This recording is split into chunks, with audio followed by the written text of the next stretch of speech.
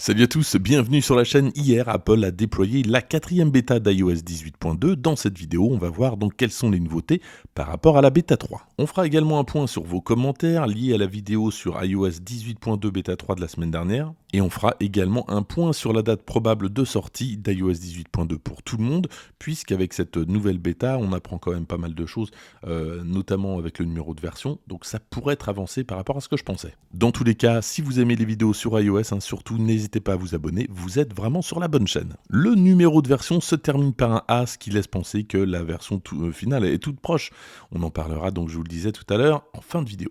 Petite nouveauté esthétique qui concerne Mail cette fois-ci, les icônes sur la gauche ici sont plus petites et plus arrondies, c'est plus joli, bon, rien d'exceptionnel. Mais dans tous les cas, vous le savez, avec les quatrièmes bêta et plus si infinité, on n'a jamais de grosses nouveautés, c'est simplement du cosmétique ou des corrections de bugs. La bêta 3 est sur le téléphone de droite, la bêta 4 sur la gauche. Regardez, dans Réglages, on avait l'App Store directement. Maintenant, il faut aller dans Applications pour retrouver l'App Store. Changement de place pour les moteurs de recherche par défaut, donc on va maintenant dans les réglages, recherche, et on a ici donc les différents moteurs de recherche par défaut. Donc sélectionnez celui qui vous convient. Dans les réglages applications, on avait application par défaut, donc ça n'a pas changé par rapport à la version précédente, mais on a un sous-titre maintenant qui explique un petit peu mieux ce qu'on peut trouver là-dedans, évidemment. Donc ce sont toutes les apps et avec les réglages par défaut, notamment le navigateur, etc. Donc vous l'avez compris, il n'y a rien de nouveau, mais c'est simplement un titre informatif. Dans la partie notification, mail, personnalisation des notifications, pas de nouveauté non plus.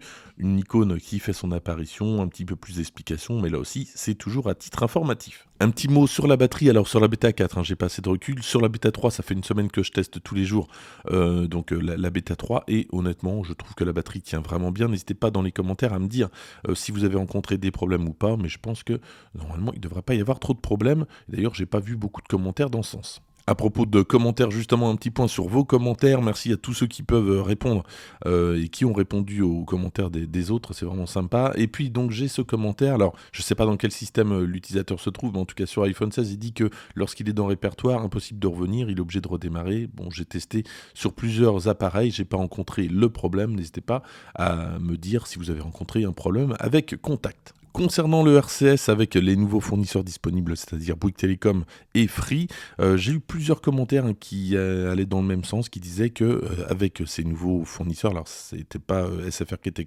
concerné, ça ne fonctionnait plus. Ça avait fonctionné, mais ça ne fonctionnait plus. J'ai testé, là je suis chez Bouygues, j'ai pas eu de problème particulier. Je pense que le souci est rentré dans l'ordre. N'hésitez pas dans les commentaires à me dire si tout va mieux. Et puis un autre commentaire qui revient également assez régulièrement en ce moment, est-ce qu'Apple Intelligence sera disponible sur d'autres iPhones que les iPhone 16 ? Alors oui, le 15 Pro uniquement.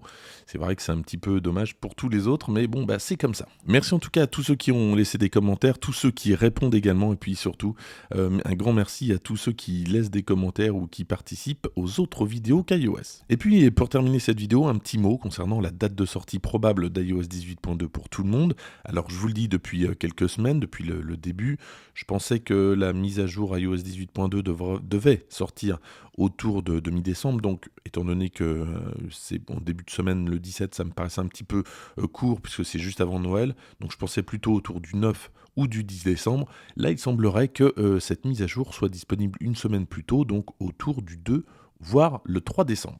Alors c'est des analystes qui proposent cette date. Moi ça me paraît un peu étonnant, c'est que la semaine prochaine tout simplement c'est Thanksgiving, jeudi 28, et si donc la version finale tombait le 2 ou 3 décembre, ça veut dire que la version release candidate tomberait justement autour du 27. Donc juste avant Thanksgiving, ça me paraît un peu compliqué. Je pense que la semaine prochaine, il n'y aura pas de mise à jour. Alors s'il y a une bêta 5, là, ça repoussera encore. Je pense quand même que le plus probable, c'est le 9 ou 10 décembre. Bon, on verra dans quelques jours. Après tout, on n'est plus à une semaine près. Dans tous les cas, n'hésitez pas à me donner vos avis dans les commentaires. Et puis surtout, iOS 18.2, il y a quelques nouveautés, ça c'est sûr. Mais le gros des nouveautés, c'est Apple Intelligence et donc pas disponible ici. Merci en tout cas d'avoir suivi cette vidéo jusqu'au bout. N'hésitez pas à la liker, à la partager, à vous abonner. Et moi je vous dis à très bientôt pour d'autres vidéos.